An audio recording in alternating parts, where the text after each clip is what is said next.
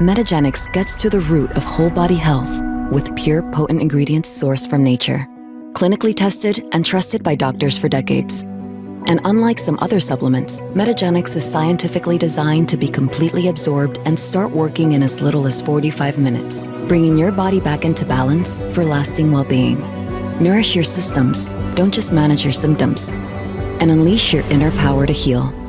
Metagenics, the science that creates balance. Hello, everybody, and welcome to the MADE Fitz Show. So selfishly, today we have someone I'm really excited to talk to.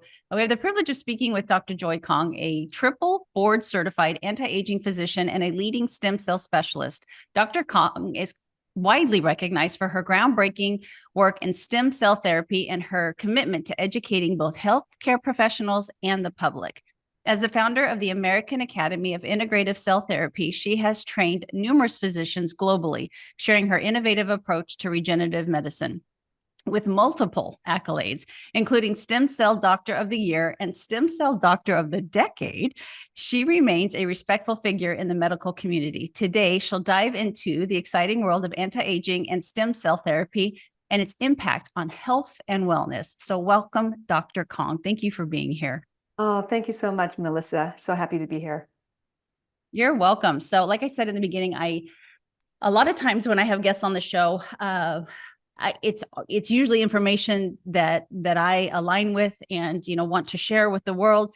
Today, this is almost like I'm paying for a consultation because I'm so excited to talk to you. That's one way to do it. It really is, right? That I turning 51 in February, and I being in the fitness world, I told you briefly that I was in the fitness and nutrition world. I can't say banged up my body, but, have done, been very active my whole life. And so all of the things that you share and that I've learned from your social media is astounding and something that I think is going to personally help me. So I'm very excited to dive into what you do and your research, and probably become a client or patient of yours. Well, happy to share all that we have to offer. We have some really unique methods and approaches to stem cell therapy. So yeah, so happy to just spread the good stuff to everybody. I'm excited. So can we start this off, because I found your memoir very, very interesting. And I think that's going to kind of help people understand what an amazing and accomplished woman you are, which never hurts when you want to learn from somebody, get advice, somebody, seek change, to know, what they've had to do to get to where they're at. So would you mind sharing a little bit about that? Thank you for asking. Yeah, so the memoir, I didn't intend to write it, except that I was telling my story to a friend back when I was in San Francisco, just about how I got to America and how I survived the first 2 years. And he was like, wow, wow, wow, you've got to put this in a book. Write a book, write a book. It was drilled into my head. You've got to write it down, write it and share it. So that's how it came about. It really was about 3 years of my life of how, in the face of visa rejection from the American Embassy, that was a chapter 1. And what do you do from there? With no connections, no money, really just a young Chinese girl, 20 years old, really no resources. How do you get to the other side of the world when they already told you no? And then doing things that are a little unconventional in order to get here. And once I got here, encountering a whole different kind of obstacle, which is much more personal in nature, because it's related to a relationship, actually an abusive relationship, and which I had no idea. I didn't know what abuse was. I had no idea, and no one told me what to look out for when you're selecting a life partner. But that's what I faced, not understanding the nuances and what can come from another human being as far as manipulation and control, and how to emerge out of that despite being severely disadvantaged, because I came here by myself and no families, nobody was supporting me. And besides, I was afraid that I would be deported if I left this, this relationship. So that was a very candid story. I shared it because I know it can help a lot of people, and which has been what had happened. I actually hear back from both men and women telling me how much that resonated, how much that reminded them of their experience. So um, my job is to, I'm here to help, uplift. No, doesn't matter in which way, uplift people's health, people's spirit, in whichever way possible. So if my story can help inspire some people, I think that's then it will be worthwhile. So that's yeah. I was going to write it as a novel, funny enough, because it was so dramatic. It was so interesting. It's cinematic because I was traveling all over China and different places in the U.S. But I just I realized first I wrote it as a novel, and then I got sick of it, of speaking in third person. And I was like, this, I want to speak from me. This is me. This is I. So then it turned into a memoir. So Mm, that's how that book, Tiger of Beijing, came to be. that is so cool. And it is extremely inspiring, which makes me want to ask you what inspired you to actually go into the type of medicine that you do, the stem cell therapy and the anti-aging. Was there anything in particular that made you go, this is what I want to do, this is what I want to focus on? Yeah, so initially my eyes were wide open. I could go into any branch of medicine in medical school. I mean, they're all fascinating. Mhm. But I love the brain. I love the understanding of thoughts, emotions, and just humans' perception of the world. So I went into psychiatry. But during psychiatry, work, because I counting residency, I really worked in psychiatry for 11 years. During that time, I kept wanting to incorporate the kind of holistic approach to health that Chinese medicine has. But the problem is that Chinese medicine speaks in poetry and Western medicine speak in science, and the two languages are so hard to integrate. So I knew the body's connected, and by different organs are connected, but then I don't have the language to quite work that into my diagnosis or my analysis of patients. Just the two separate systems. And then I got a hold of functional medicine or integrated medicine or anti-aging medicine. These are all offshoots of the same philosophy, which is looking at underlying causes of Mm. all the functions of the body, right? It could be a single vitamin that's connecting, 10 different organs together. It could be a hormone, right? That again, affecting all these different body parts. So you don't separate them out. You don't just, I want to just study your brain, or I just want to study your musculoskeletal system, as if everything is not connected, right? That's just wrong and naive. And that's got to change. Medicine's got to change because it's so primitive. If you're Mhm. separating out different organs, you are being a kindergarten, kid. You're not really thinking, in wisdom and in really true understanding. So after coming across functional medicine, anti-aging medicine, these branches of medicine are more forward thinking because they're dealing with concepts that have not been incorporated into conventional medicine yet. So they're really open at looking at what's the new research. What about, studying this amino acid? What about the peptide? Like they are embracing new things, and stem cell therapy is one thing that they do educate people on and embrace. So the moment is, I call it being touched by light, because I believe that intelligence within the cells, I mean, that is emanating tremendous energy and light. And so it's like the moment I'm touched by this kind of intelligence, understanding that we can harness these primitive cells that have all these capacities either in our own body, or we can borrow it from a young newborn's, waste product that's umbilical cord and placenta, that we can borrow those cells and let that light speak in the body. It's like being touched by light. And that was it. I was like, this is magical. I mean, it sounds magical, right? If you look at the signs, it's like, whoa, it actually does that. It actually works. The cells actually know where to go and what to do. Well, this is a miracle. Well, we are miracles. So never mind, we are simply walking miracles. So that's the time when I went from a psychiatrist to a stem cell specialist, basically. I didn't know I was going to become a stem cell specialist. I just thought it was just the coolest thing because as a person that was not trained in orthopedic surgery, of course, I went through rotations, but you know, I was a novice as far as the depth of knowledge of different surgeries and all, or depth of knowledge when it comes to different specialties. But I started to treat patients with all kinds of problems that belong to different specialties, right? People with musculoskeletal problems usually go to orthopedic surgeons. People with autoimmune condition that usually go to a rheumatologist. People with lung problems that usually go to a pulmonologist or anywhere, you know, endocrine. And I started treating people with all kinds of problems that the specialists have no answer for. So then I was feeling like I felt like a hero. Like I felt like, oh my God, this is so fun. I can't believe I just did that. I can't believe I just made this person feel so much better after struggling for 20 years and seeing 10 specialists. So that is an incredible feeling and very addictive. And I'm trying to spread this happy addiction to everybody, to all the doctors.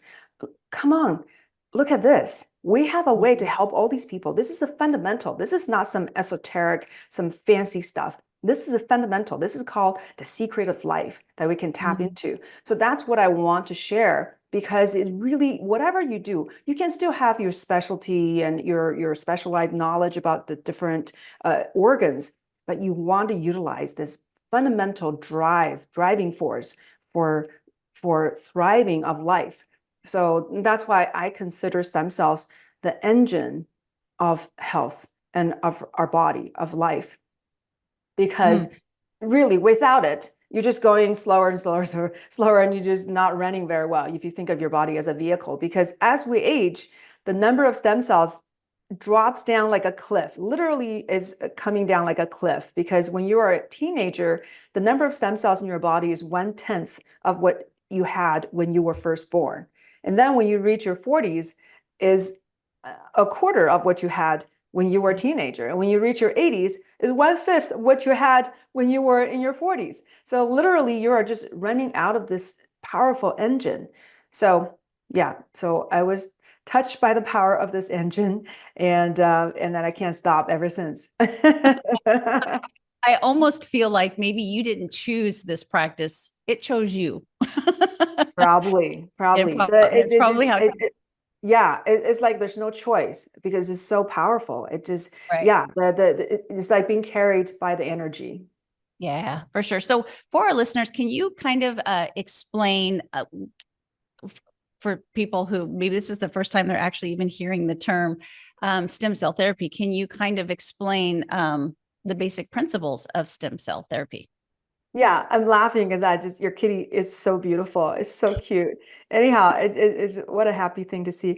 So yeah, stem cell therapy is utilizing these primitive cells that we still have in our body, whether or not it's from our own body. Of course, the older you are, the less there are, and the lower the quality they have.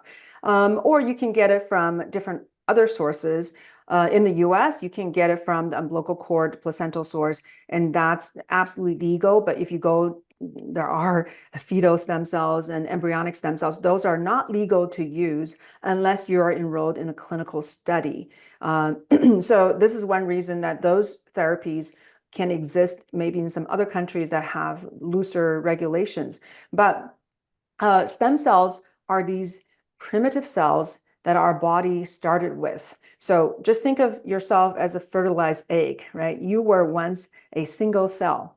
And that cell can start to divide and migrate and form different structures. And in that process, they start to differentiate, which means they're gaining function. Like they start to become more specialized, little bit by little bit. But each step of the way, the moment they gain some function, then they lose some potential. So initially they can become anything, right? Any part of your body. But then gradually they lose that potential, but then they gain they're becoming more specialized, right? Kind of doctor going to medical school, you get more and more specialized. But then you're losing the potential to become everything. So you have the original uh, younger cells that's higher up in the hierarchy that have all these potentials. And then you have the lower hierarchy stem cells that can differentiate and form cells of a particular tissue, going in that direction. So you can intercept anywhere along the way. You can borrow the stem cells from anywhere. The commonly used one in the world right now is called mesenchymal stem cells. So these are really coming from a particular germ layer because there are three different germ layers when the embryo is forming. So this came from the mesoderm, and they are these cells somehow that got everywhere in your body. So anywhere you have blood circulation, you have blood vessels, these cells are right there. They're holding onto your blood vessels, and they're sensing what's going through your blood. They're also sensing what's going around in the neighborhood. So they're the conductor of the symphony, right? So they're sensing the signals in the blood. If there's something wrong that they're sensing, that they can squeeze themselves right into the blood vessels and start to swim upstream to find where the problem is. And they can also travel right outside of the blood vessels, and then they can start secreting signals to talk with local cells. They can send signals to the immune system, of course, but they can also send signals to the local cells, including local stem cells, and telling the local stem cells to come on, it's time to work. It's time to be activated and not just sit around, because a lot of times in inflammation, things are stagnating. They're just sitting around. They're not doing anything. But really, it's time for them to make new, fresh, healthy cells. But you have to remove the toxic component, right? You have to make room. So if everything is stuck with diseased and sick cells, and then it just sits there. So the stem cells can go and literally help the immune system to recognize these, bad elements and gobble them up, digest them, and take them away. Now you've got room. And then the stem cells, the local tissue-specific stem cells are getting the signals. Now they can start to divide and replenish the tissue. So that's the hallmark of stem cells, is their ability to differentiate, right, become more specialized, and to make more copies, self-renew, so they can make copies of a cell that's more specialized and a copy of itself. So it can always retain its own population. But of course, it doesn't retain forever. Otherwise, we will have the same amount of stem cells as we were born, but that's not the case. So there's still an attrition rate. And then, so their function is to replenish and help the tissue to eventually regenerate and making fresh new tissue. So we're new and whole again. Yeah, so that's the general concept of stem cells, the original blueprint that make life. Fascinating. Absolutely fascinating. Just, coming from the nutrition world, there are misconceptions of everything. And there's always the huge proponent. And if there's somebody who's super excited about it, there's going to be somebody who thinks it's not so good. You just can't escape it. What misconceptions about stem cell therapy are there out there, and that you can kind of debunk?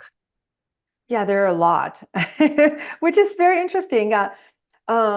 You wouldn't think so, but I guess because there's a long history of how the stem cells came to be. So there were different camps of different types of cells people are into. The research, how the research were conducted, and how some people want to stick with the research protocols. So that conflicts with what's being used in real life. So I'll just go into detail a little bit. So 1960s, that's when the bone marrow transplantation was started. That was the first stem cell transplant, and that was using a person's bone marrow. So bone marrow, for a long time, people thought the only place that our body have stem cells is the bone marrow. It's like that's the reservoir, that's the source. And then they realize, after decades, oh, I guess they're everywhere, but they're different kinds. So in the bone marrow, majority of them are very primitive immune cells. There's what's called hematopoietic progenitor cells. These are the original young cells that can make all the cells of the blood. So white blood cells, red blood cells. So they regenerate your blood system. And then they found out, okay, there are stem cells everywhere. Oh my God, in fat. Actually, it's not the fat that contains stem cells, it's the blood vessels that are supplying the fat that have these mesenchymal stem cells I was talking about that's hugging the blood vessels, right? So you're Wow. getting stem cells from along the blood vessels. So then you can get cells that way. But you can get cells from the dental pulp, from menstrual blood, or even from blood. You can get it from a lot of places. Some people use foreskin. I mean, there are all kinds of places where you can get stem cells. But the most commonly used would be bone marrow, the fat, or the umbilical cord. So one misconception is that, oh, you got to use your own cells. Otherwise, there's going to be a rejection. Hmm. Well, in theory, that's possible. But in practicality, that's not the case. Because the idea of that you have to use a person's own cells comes from the misconception that the way the cells work is by becoming new tissue. So I give you cells. If let's say you have muscle injury, I put the cells in your muscles, and the cells all of a sudden is going to start to divide and form new muscle cells. Well, that's the old way of thinking how the stem cells work. Now we realize we don't have to do that, because if we put the cells in the body, the stem cells can activate your body's ability to regenerate and tell local muscle specific stem cells, hey, you do it. I'm telling you to do it. I'm better than that, right? I can do a lot more than becoming, a muscle cell. I have other jobs to do, but I'm telling you, you do this, right? It's like a CEO, you do it. So we don't need, because research has been proven over and over and over and over. It's like ad nauseum. When they were trying to figure out, okay, we give the stem cells and the tissue regenerated. So, are these the cells? Are these the progeny of the cells we gave? So it's new tissue. But guess what? Not. It's not. It's actually from the person's own cells. So it had nothing to do with the donor cells you just put in the body, because they can tag those cells. So they can see, whether or not these are the offspring's cells from Mhm. the original cells you injected. And it's not. 99% of the time is not. So that means the cells function as a director of this regeneration, is telling your cells to do this job. So that's one misconception, that you think that you need your own cells to divide and make new tissue. Because in that case, if you are making new tissue, then you are expressing the surface markers of the cell, which means if it's not identical to your body, there's a chance of rejection, right? When they start to express themselves, when they were young stem cells, there's no surface markers that mark them as foreign. They're just kind of like blank slate, right? They don't, your body can't recognize that this is not myself. It looks like, yeah, that looks just fine. Nothing different about it. But once it starts to differentiate and then gain function, what's gaining function? Gaining function is expressing different proteins, sending out proteins and putting new surface markers. So all these things are the manifestation of the evolution of a cell. So when they start to express themselves, then you can express the genetic coding, which result in different sequences of the protein, and that result in different shapes of the protein, and that can trigger an immune interaction, right? So your immune system may say, oh, what kind of protein is this? This is completely different from me. So I need to get rid of this cell. This is a foreign cell. It doesn't belong here. But now we know majority of the time, these cells, even if it's donated from somebody else, the job is not to become local cells. It doesn't quite express itself, vast, I would say over 90% of the chance, these cells are just, conducting the symphony. They're not, becoming your worker bees. So your body doesn't really have a chance to reject, because the new tissue is formed by your own cells. So that's the first misconception. The second misconception that comes from this diverse history is that people think that you have to use a lot of cells in order to achieve a result. The more is better. And I've actually, because I teach a course, it's called the Fundamentals of Stem Cell Practice through American Academy of Integrated Cell Therapy. We specifically talked about dosing. And I analyzed these research articles who actually were looking at how much to give people. Do we give, a little bit, medium dose, high dose? And guess what? There's a Goldilocks zone. It's not like the more you give, the better. Sometimes the more you give, the less the result. And also, there's so much variation. It's not just about how many cells you're giving, it's about what kind of cells you're giving. If you're giving cells, first of all, if you're using your own cells, the chances are your own cells will not be as potent as the umbilical cord stem cells because your own cells have gone through your life with you. Everything you've ever done, every breath you've ever taken that have pollution in there, every food you ever had, an alcohol drink you have had, all that is affecting your cells. So there's degradation of your blueprint. Not only the cell itself, but the blueprint is damaged in certain ways. So using your own cells would not be as effective and potent. I have a whole lecture on YouTube. It's called Are All MSCs Created Equal, where I go into depth of analyzing the comparisons between a person's own stem cells, whether or not it's from bone marrow or fat, compare that with the umbilical cord cells. So there's no question that umbilical cord cells, because they're younger, they are more potent. So they're not just, people think, oh, they're the same age as the newborn. No, no, no, no, no. They're younger than the newborn because when the baby was forming, when it was just a tiny little embryo, the cord was already formed and all these cells were trapped in the umbilical cord and they just stayed the way they were. So they contain a lot of the earlier characteristics that have disappeared in the stem cells in the baby's body, right? It's kept evolving and no longer have those early embryonic markers. But then these early cells trapped in the umbilical cord still carry those characteristics. So they're more potent. So the source important, not just, the number, but also the number. It depends on what did you do to the cells. Let's say we are giving umbilical cord cells. And there are companies, which are just about every company overseas. I know you are in Mexico. So Mexico, Colombia, Panama, Costa Rica, and Bahamas, like all these places, they use cells that are expanded. When we say expanded, which means they get the cells extracted from the umbilical cord, and then they put them in a culture medium and stick them in a incubator and let them grow and grow and grow. And guess what? Because that's what early researchers were doing. They were growing the cells. They thought that we need more cells to exert certain kind of effect. So we need to grow them to large numbers. And then we take a portion and we use it on the patient or the test subject.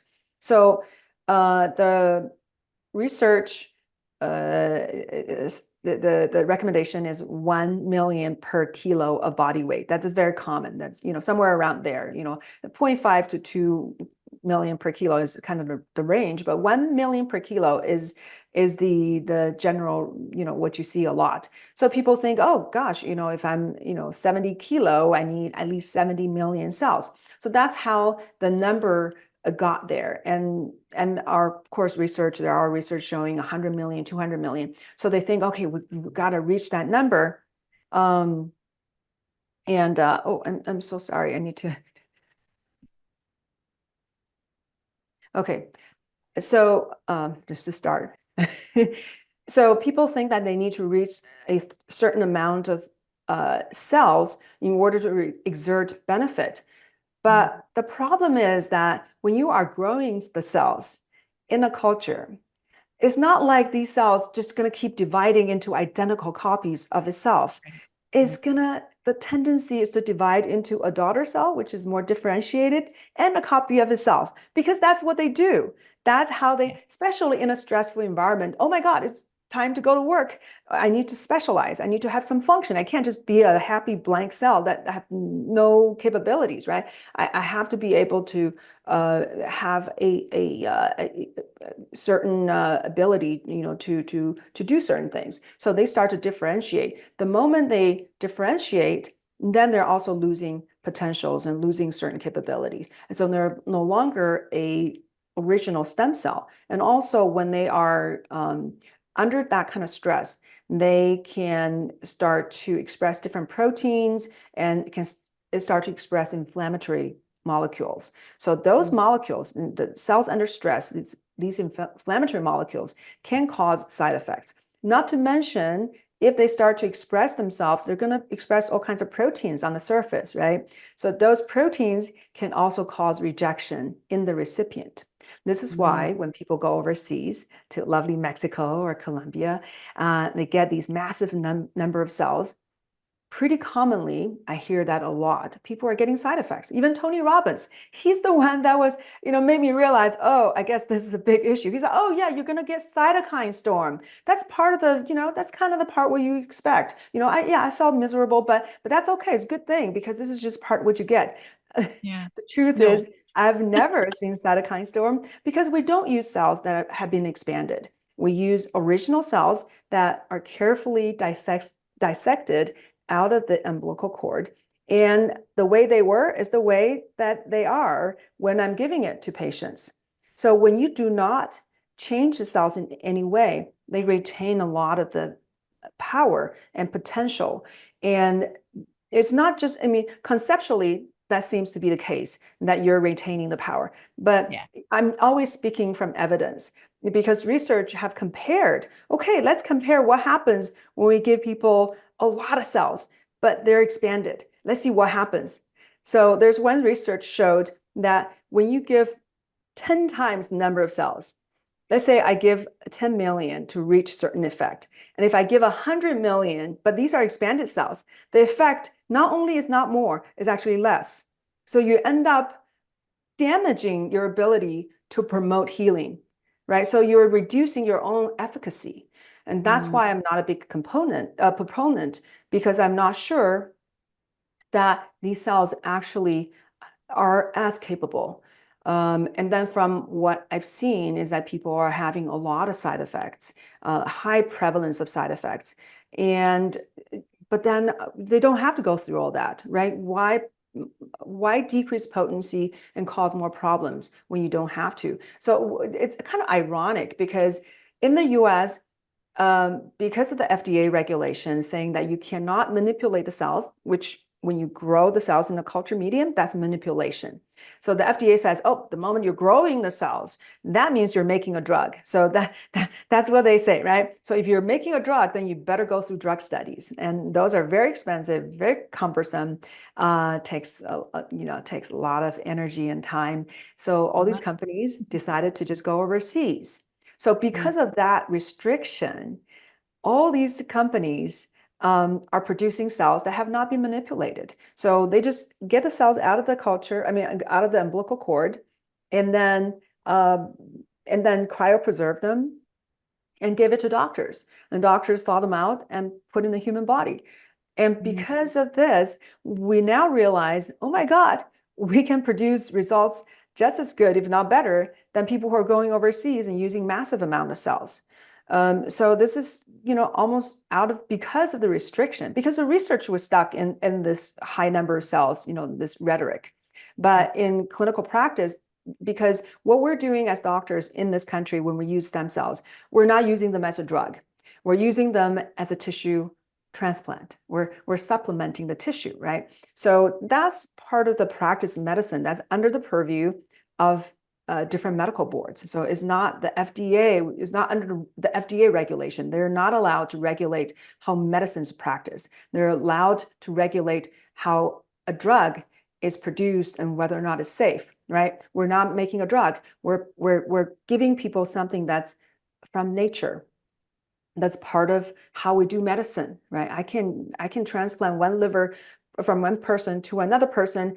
I'm not going to apply for FDA approval because it's not their business. That's not what they do, right? But you have to fulfill certain regulations, and that's under the regulation of American Association of Tissue Banks. So they have certain standards. You have to screen for all these infectious diseases. These are the parameters that you have to adhere to, and then you can transplant it. So it's a different realm and different governing body. So all the doctors who are doing stem cell therapy, who are doing these unexpanded original cells, they are operating under basically they are transplanting tissue. So they're not giving stem cells as a drug. And because of these restrictions, in a sense, that now we have massive amount of data showing how these original forms of cells are incredibly powerful. But the myth seems to persist. People seem to still think that, oh, I have to go overseas. Oh, stem cells is not legal in the US. Oh my goodness. I've been doing it for 8 years. The number of clinics to do stem cells have quadrupled in the last 5 years. How is it not legal? In California, all we have to do as a doctor is when we do stem cell therapy, we have to put a plaque on our door saying that you're about to receive a therapy that's not FDA approved. Stem cell therapy is not FDA approved, considered experimental, and you have consulted with your primary care doctor. So that's all the doctors have to do, is to just let people know that this is not something that's FDA approved. But when we're using it as a tissue transplant, it doesn't really require FDA approval. But that's a whole different another point. But that's why in the US, doctors can give stem cell therapy legally because they're giving them as tissue transplantation, and the results has been pretty inspiring. Yeah. Oh, I bet. Can you share with the audience maybe where you, in particular, where you're using stem cell therapy? Like, is it more for, and who's a candidate? Like, is it more for people that have injury, more for people that have, a degenerative disease? More, what's the most common places that this therapy is used in? Mm-hmm. Yeah, so stem cell therapy, of course, first started with bone marrow transplantation. So that still, to this day, is the only FDA indication. So FDA says you can transplant bone marrow or cord blood into another person, either for replenishing the blood system after a person have blood cancer, right? They wipe out their bone marrow, and then they can transplant this. Or for autoimmune conditions, they can also wipe out their immune system and then transplant this. So that's the first indication. But now that is a minority, definitely a minority of how the stem cells are used. The next one that came on board is the musculoskeletal use. So the orthopedic surgeons have been using bone marrow for a long time because you're already there, right? You're fixing the bone. The bone's broken. The bone marrow is out. They realize, oh, if I put some bone marrow in certain locations, the bones heal so much faster. Tissue do so much better. So that's how that had been entrenched as a tradition, as a typical way of how stem cells are used, is for musculoskeletal problems, bone, muscles, and tendons, and etc. And then we realized, oh, we found these mesenchymal stem cells that seems to have this broad range of action that do everything. How do we utilize them? And research just have been blossoming all around the world. There's so much research in all kinds of different conditions. So in our clinic, I would say almost 90% of people who come to see me have a severe health issue. So it ranges from, anything wrong with the brain, with their, of course, musculoskeletal, but it could be autoimmune, could be heart, lung, liver, kidneys, it could be, other organs, a wide range of issues. So some have more research backing it, some have not been researched as much. So in a sense, I'm gathering data, right? So when people come to me, my first thing is, okay, what is your condition? And do we have research on it? So a lot of times we do for a lot of conditions. The autoimmune is a typical quintessential kind of type of condition that stem cells are very good at. Because why are they so tailored toward autoimmune conditions? Because the mechanism of action, they're highly anti-inflammatory, and they regulate the immune system. They modulate the immune system. So if you're too weak in your immune response, then it can enhance it. If you're too overactive, it can dampen it down and make it more adaptable. So autoimmune condition is a huge sector that has a lot of research evidence. But there's some great evidence, when it comes to heart, the, lungs, liver, the brain. So there's a lot of evidence, but sometimes no one has researched a condition because, there are all kinds of obscure conditions the doctors sometimes can't even to give a diagnosis for. They don't know. Then we go into understanding what the mechanism behind the condition is. So everybody wants help. Everybody, there's a sense of desperation by the time they come to me. So then let's look at what is causing your condition in the first place. Um, is there inflammation involved? Chronic inflammation? Is there immune dysregulation involved? Is there tissue damage involved? If we touch upon any of these 3 points, then voila, yes, I think stem cell therapy has a chance because that's how they work. They reduce inflammation, they modulate your immune response, and then they signal the local environment not to only break down scar tissue, supply new blood, but also regenerate new cells. So then even for genetic problems, we can't change the genes by stem cell therapy, not at this point.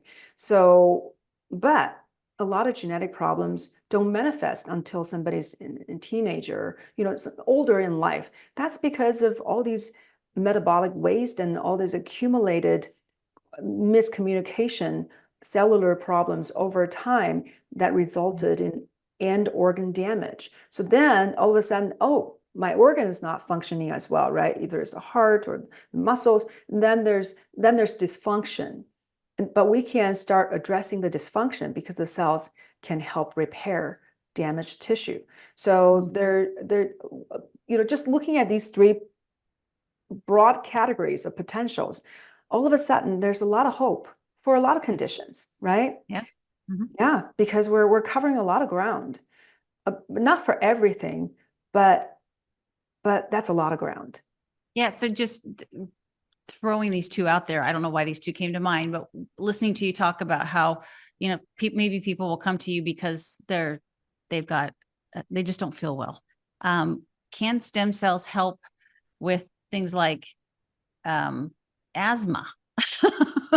or is it way more specific than that? So if somebody just is, miserable because they just can't seem to get their asthma under control, or they have severe allergies, or can stem cells help in that area as well? Or is it not the more common ailments that people can't relief from?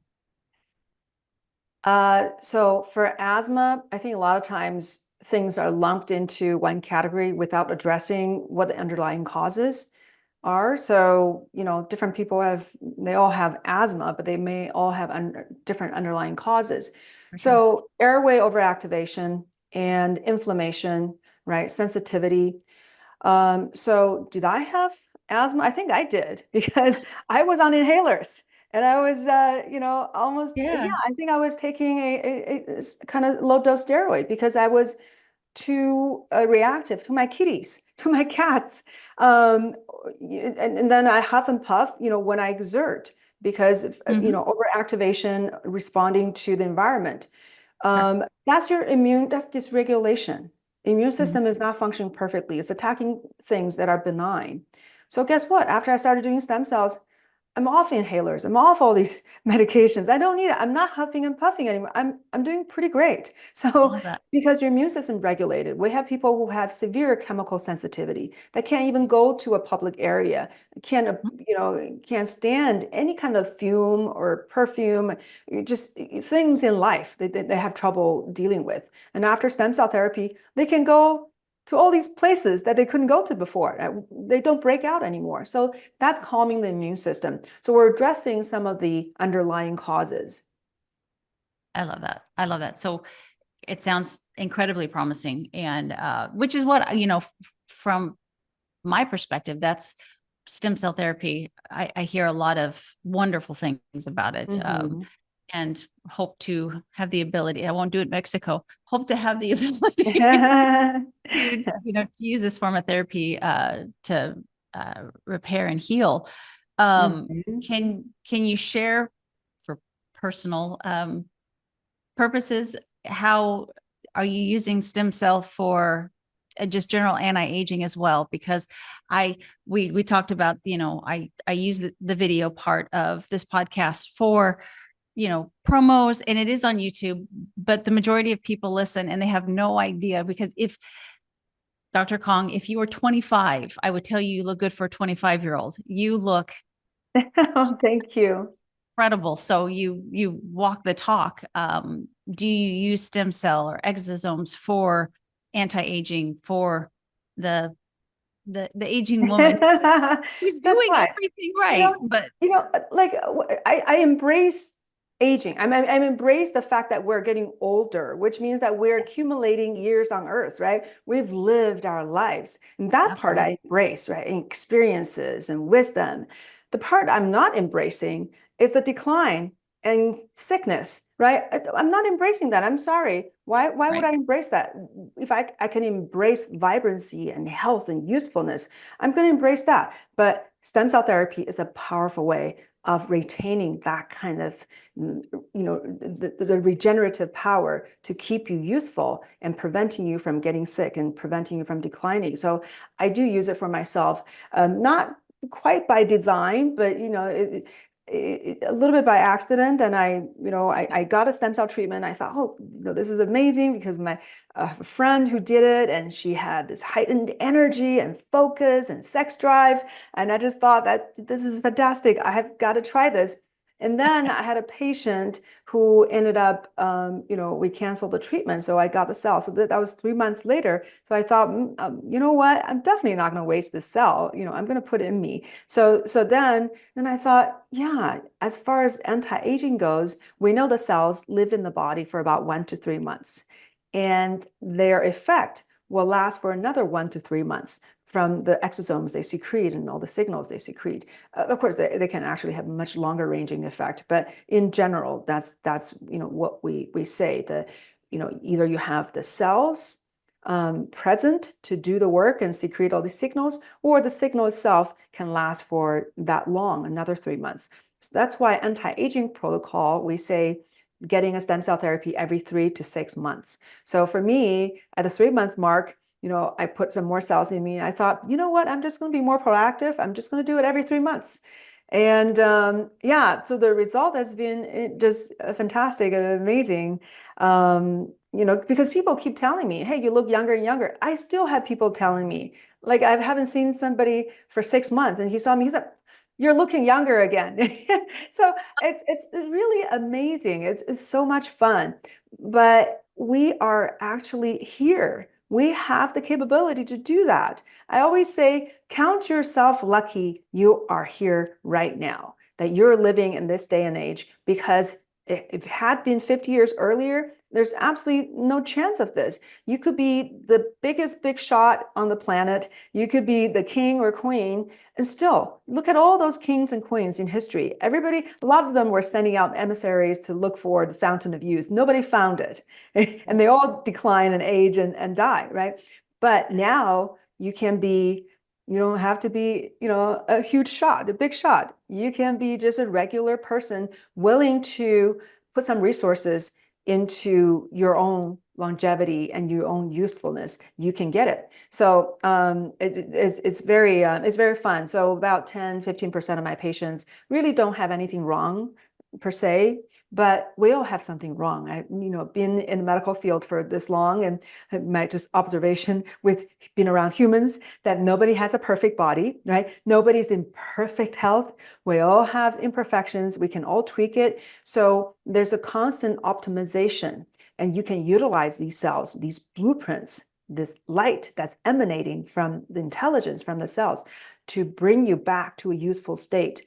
And that is one of the most powerful tools that we have to date. And we have research backing it up. It's not just we say it's going to make you live longer. It's very hard to test for longevity in humans because that's a very long study. But we can test it on young animals, or just animals who live for a shorter amount of time, like mice or rats. They only live for about 20 months. So it's not difficult to see what happens to their lifespan.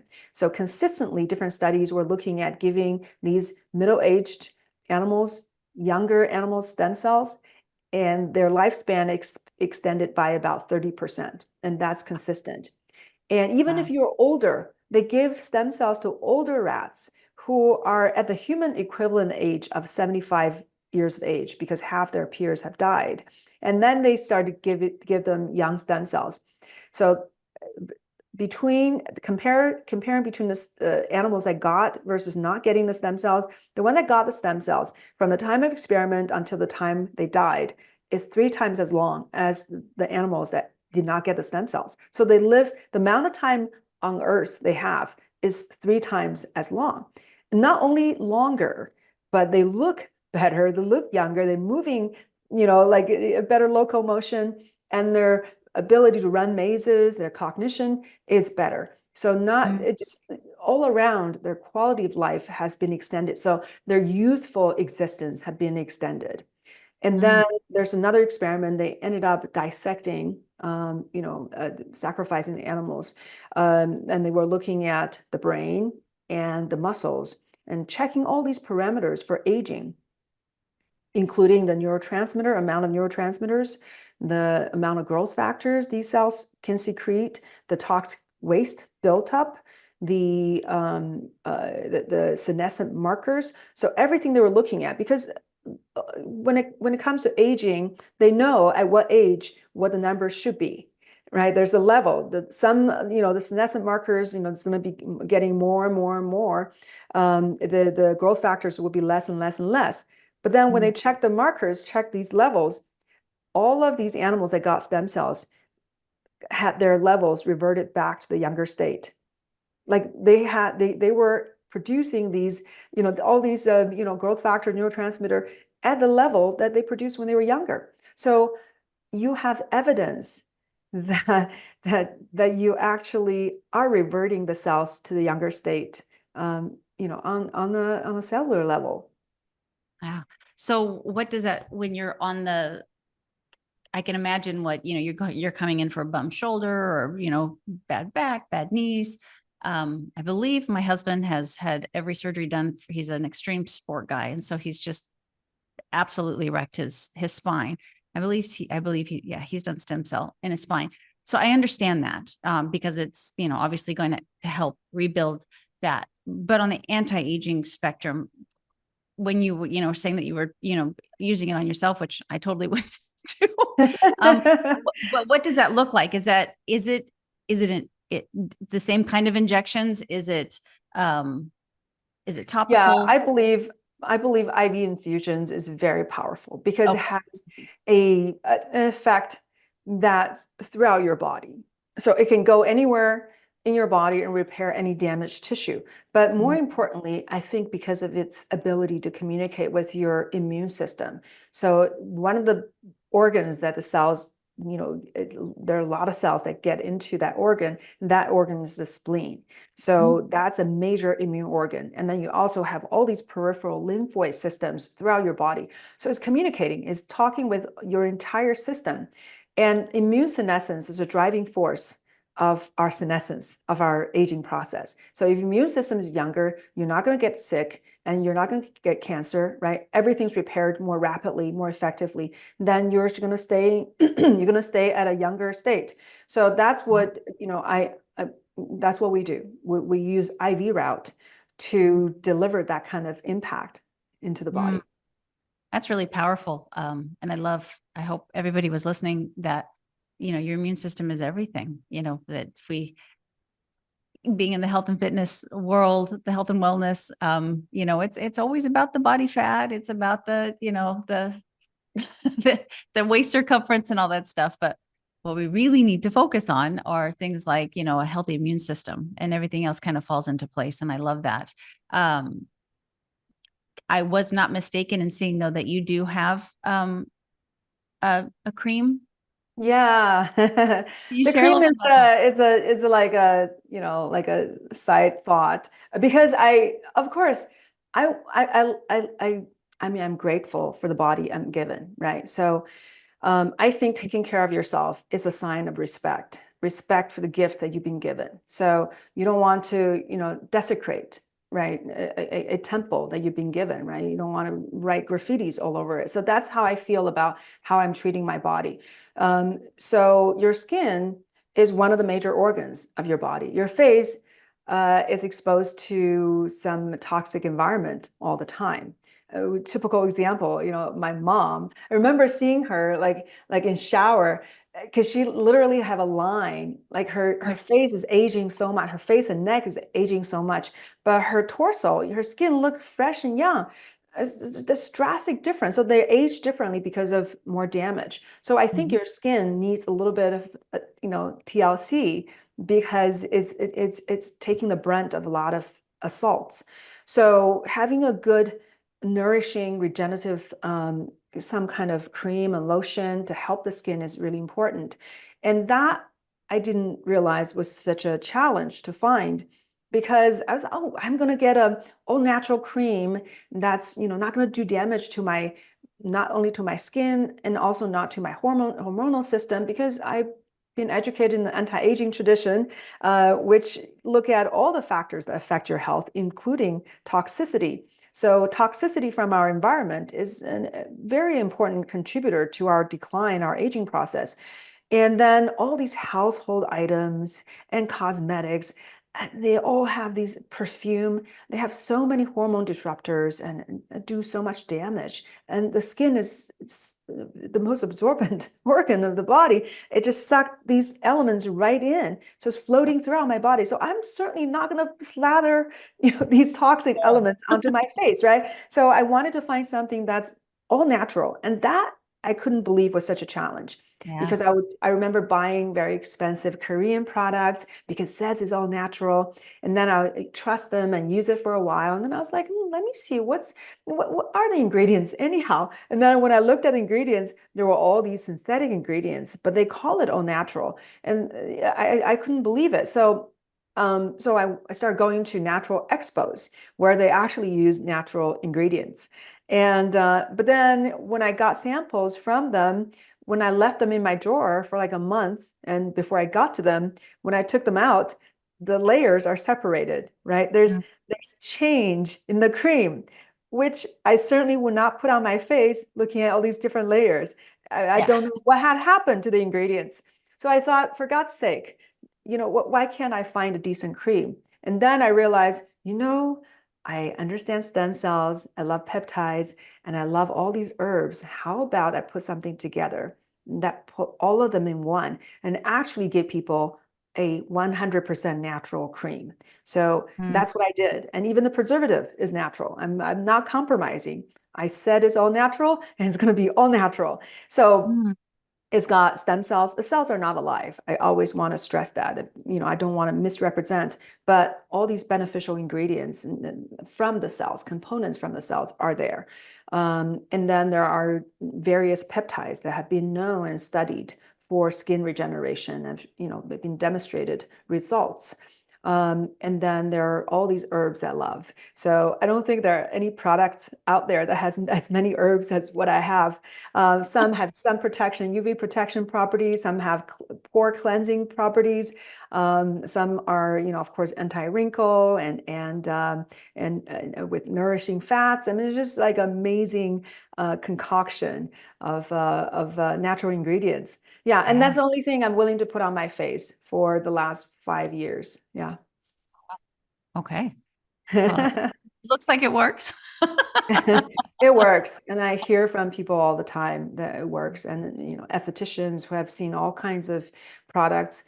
absolutely love the ingredient. I mean, love this cream because it's so gentle that you Yeah. can use it. It's all in one. I love simplicity because I was a little suspicious of people selling you a whole bag of things for your skin, right? You have to put the toner on so things 7 can go steps. deeper. Yeah, and then you put the serum on so all these nourishing, molecules can get into your skin, and then you put a cream on. Oh, no, no, no, your eyes are separate. That's different. And you have to put different thing on your eye.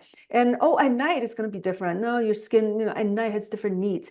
I do not believe it, because I think there can be nourishing um, perfect components right into one cream. We can make the cream deeply penetrating. That's what we have. We have natural delivery mechanisms to help the elements to go deeper, and we Mhm. have the most potent serum that you can imagine, which is the extraction from the stem cell Mhm. solution. And we have the peptides, and it's so gentle that you can use it right around your eye. It's an eye cream. It's like a giant eye cream bottle, right? That you can put all over your face. And then day and night, it doesn't matter. Yeah, I put it at night. It nourishes me all night long. During the day, it nourishes me all day long and protects me against the sun. I don't use sunscreen. So sunscreen. I'm sunscreen. I'm not giving medical advice. I'm just saying what I do because there are a lot of toxic issues with the sunscreen. So I don't use it. But if you put a lot of antioxidants in your system, then you naturally can fight against UV damage, and you have natural components that can protect you. Mhm. Honestly, I don't like putting anything that has potential toxicity into my skin. And I haven't used sunscreen for the last 6 years. My skin is just fine. And if you look at Aborigines, nobody was using, the old cultures. Nobody was using sunscreen. How come nobody was having skin cancer? It's Yeah. not the sun. The sun is not your enemy. It's your poor nutrition that's your enemy. Right? Your Amen. nutritionist, Amen. that's your job. Get good stuff into the body so they can be protected. Yeah. Oh, I love that. Yeah. What is the name of it? Just. Oh, Oh, it's called Chara Omni. So it's a Chara yeah. Omni. So Chara Omni. Chara is the name of the company I founded that produced stem cell products, and we send it to doctors all around the country. Chara is actually a Greek word for joy, and is Oh. it's not just regular joy. It's the kind of joy that's very deep and secure, coming Mhm. from the connection with something beyond. Yeah. Yeah.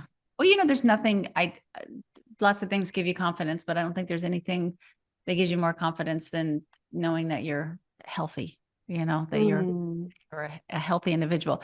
I would love to hear from you where you see this medicine going in the next decade. Where do you see the future of STEM? Yeah.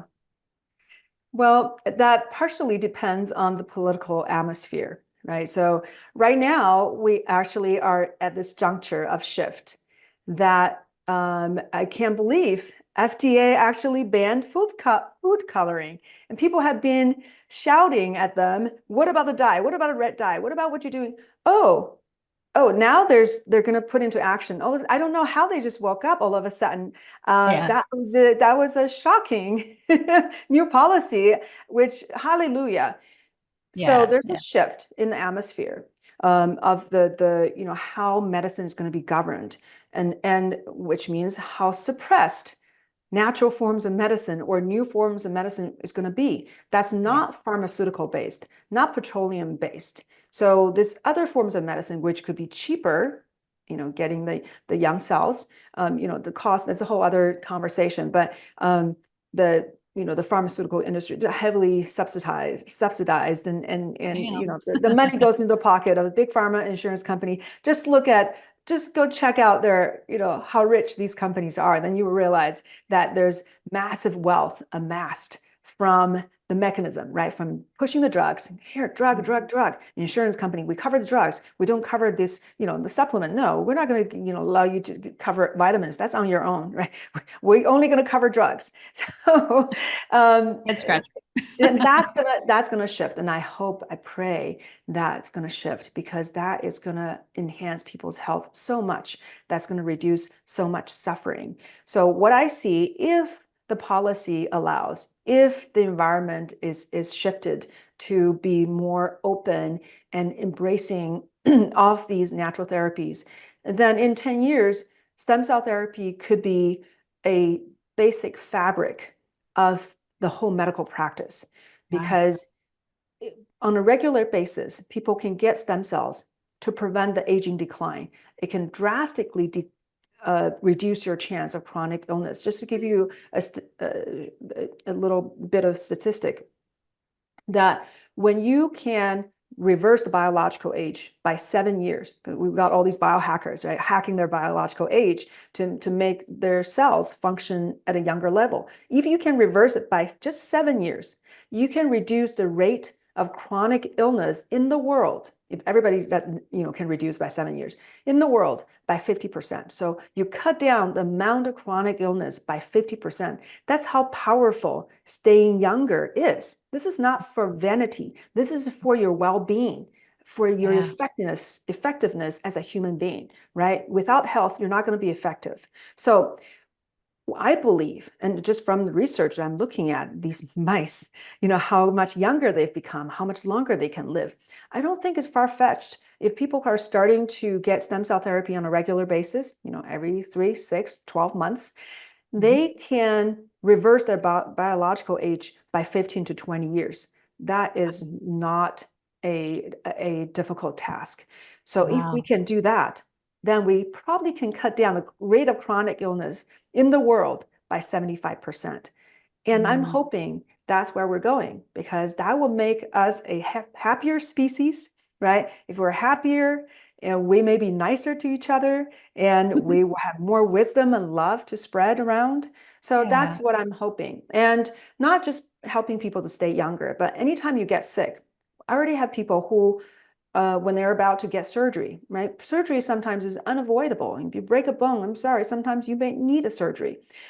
If you have to get surgery, either for orthopedic problems or other organ issues, or for cosmetic reasons or dental procedures, if you do stem cells right before, right in the middle, or right after, you can enhance your chance of doing well. You can improve your outcome and accelerate your healing. So the acceleration, what I've seen is that it can speed it up by 2 to 3 times. So if usually takes you 3 weeks to get back to what you were doing, 1 week, you can get back to what were you doing? And that's how powerful this form of therapy is, right? Anybody, anywhere soldiers get shot up, God forbid, I hope there will be no more war. But if somebody got shot up, give the person some cells. It's going to heal up so much faster. Or our athletes, get some cells, take some cells to the field, right? A person get a concussion, get injured, put some cells in the body.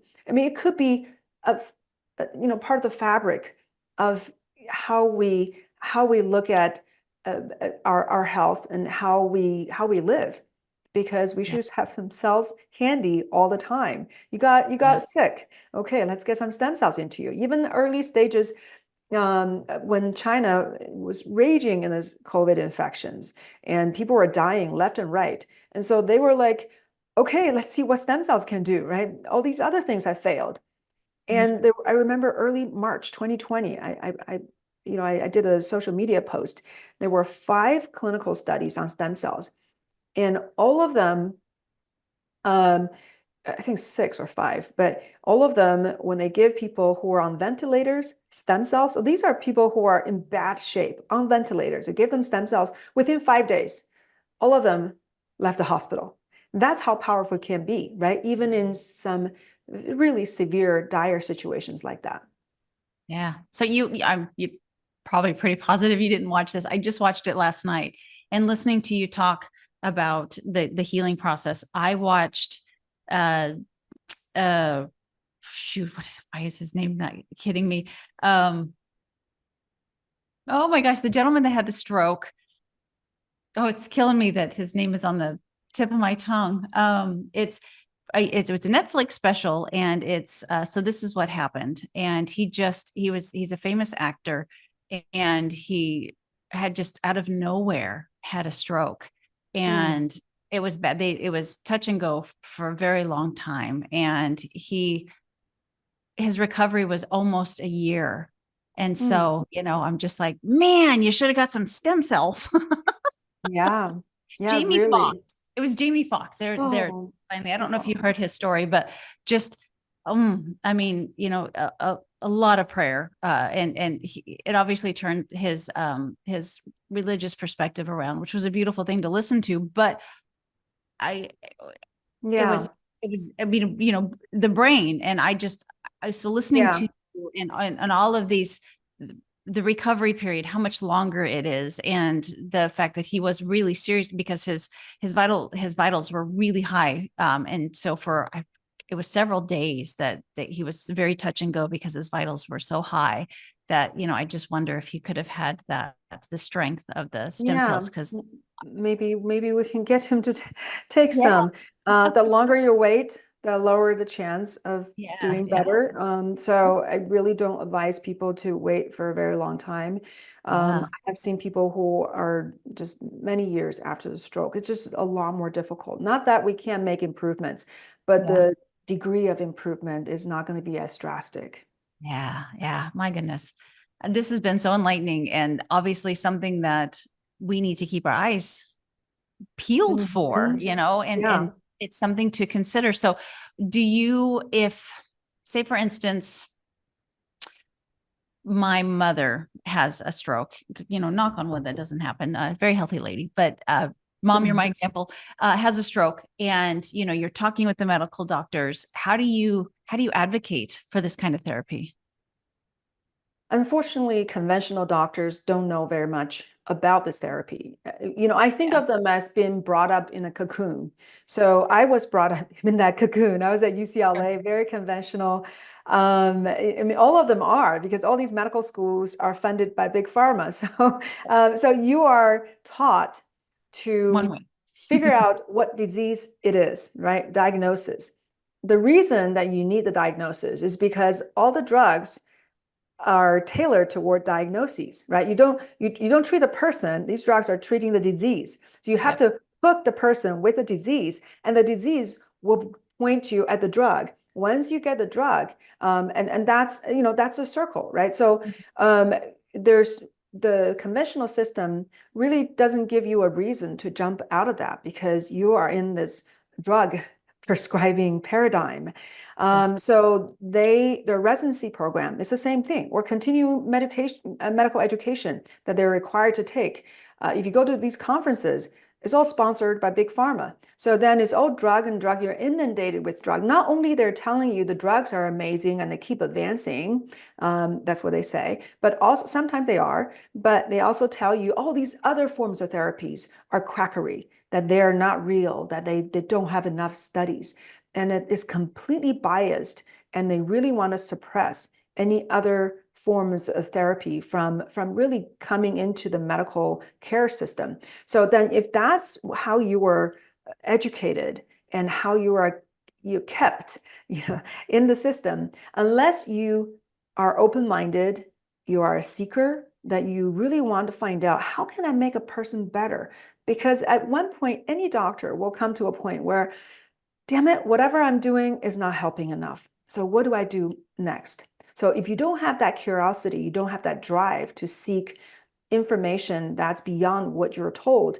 then you will stay in your system, right? Or sometimes a person may not be even open-minded, but they got sick themselves, right? Doctors are humans too. They can get sick, or their families. I hear that all the time. Oh, my sister was sick and she tried everything. She went to all these doctors. She did everything possible, top specialists, and no one could help her. And then she took some natural remedy, and then that made a big difference. So that's when these doctors are like, all right, I wasn't taught this. I'm not sure what this is, but I've got to look into it. If I have any integrity, any intellectual curiosity, I've got to look into this. Why did this help when all these specialists cannot? So so just be aware. If you try to, let's say somebody got a stroke and go to a doctor, just be aware 90, I would say at least 95% of the chance your doctor is saying, oh no, these are unproven therapies. So, stick with what I'm doing, right? Don't believe in the hype. That's vast majority, that's what they say. But times are changing. Maybe doctors are more and more open-minded. I've heard of doctors of my patients who are supportive, even though they were brought up in the traditional realm, that they're Yeah. supportive. There's more and more support, but very slowly. So majority of the chance is that still that they're not going to, really embrace this new form of therapy. Yeah. Yeah. So be your own advocate always. Yes. Stay abreast of what's up and coming, and just Yeah. be. And yeah, and don't believe it. Don't Yeah. believe the disempowerment, because when I was in medical school, I couldn't believe they taught me medical ethics that don't treat yourself, never treat yourself, and don't treat your family member. And I was like, why? But I grew up in China. My mom was treating me all the time. And Yeah. we're supposed to understand our body. Who knows my body more than me? Why can't I treat I didn't understand, but that's what we were taught, that you cannot be objective. You can't treat yourself. No, that's disempowerment. You absolutely can treat yourself. You should be your own advocate. You know Yeah. yourself so much better than the doctor. Doctor has some specialized knowledge, but Yeah. you know so much about yourself. Trust Yeah. yourself. Yeah, absolutely. So you obviously are educating doctors out there. Thank you very much for that. So much for that. And you're also educating and helping us, patients and just the common folks out there about the power of stem cells. So can you share with the audience places that they can learn from you, and if they want to work with you, where they would go to get more information? Yes. One great place to get more information is on my YouTube channel. It's just Joy Kong MD. I have so many videos, some lectures I've given at different conferences, and just episodes of me talking about different aspects of stem cells, like, oh, should you worry about other people's DNA in your body? Or, Yeah. what can I expect? How soon can I get results? Or how many cells can I get? Oh, what about Panama? Are their cells better? Their treatment better? I covered like all these different aspects because I kept being asked all these questions, Sure. right? So then I put out the answer here. Here's the answer instead of me repeating myself over and over. And and then they can also look at my website. It just drjoykong.com or joykongmd.com is the same site. And they can look at everything I'm into. So my clinic in Los Angeles called Chara Health, the stem cell company I founded, Chara Biologics, and the academy I founded, American Academy Integrated Cell Therapy, and also my memoir, Tiger of Beijing, we talked about, and the skin cream, Chara Omni. So everything is on there, and they can easily reach me by putting in a contact form. Ah, well, thank you so much for being on the podcast. And even more so, just like I told you, I wish Dr. Lauren was on here, because you and her would just see so eye to eye about, conventional medicine. She definitely has her opinion about that as well. And would Yeah, I know. I think it means so much when somebody, from the inside is speaking out, right? So Yes. that's how we were brought up. So Yeah. people from the outside may complain and complain, but when we've seen how it operated, and then we're Yeah. speaking up, it has so much more power. And I really hope that that means something, and that triggers people's this drive, this inner drive to actually do something for themselves and not just putting all the power into the doctor's hands. Yes, 100%. So thank you so much for all that you're doing. And I'm very excited for this to come out, for people to know what is out there, besides what they're, Dr. Lawrence says all the time, it's okay to fire your doctor. And I think that's very powerful. And if you don't get the answers that you want, or if they tend to poo-poo, you having an idea of, up and coming research, it is absolutely okay to, maybe look elsewhere, because there are some doctors out there, as I'm sure you could attest to, that are open. I mean, I think just like you said, it's a very small percentage, but it is growing. And with the changes in healthcare right now, we could really see this opening up. And so keep your eyes and ears open. Follow Dr. Kong for the latest and greatest. And you ever need these kind of services, she's definitely there for you. So thank you so much for everything. Oh, you're so welcome, Melissa. It's a wonderful conversation. I think it's hopefully going to help a lot of people. Oh, I totally agree with it. And as I always end the podcast, my regular listeners can recite it with me. We always say that I hope you wake up feeling prepared and go to bed feeling proud. And I definitely Oh, I think love that.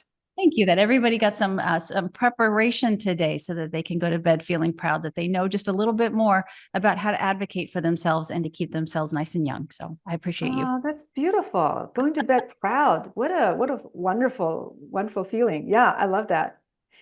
Well, thank you. I don't want to date this podcast, but I hope you have a happy rest of your year and happy holidays. And I will definitely would love to stay in touch with you. And you guys, she didn't mention her Instagram, but it's a very as well. It's Doctor underscore Joy underscore. Kong, right? Yeah, Kong, Kong, like King Kong. Yeah, like King Kong. So it's a wonderful page to follow as well. So thank you so much, Melissa. you're welcome. This has been fabulous, and we will close this podcast. But like I said, wake up feeling prepared, go to bed feeling proud, and have a great rest of your year. Thank you. Thank you. Bye-bye.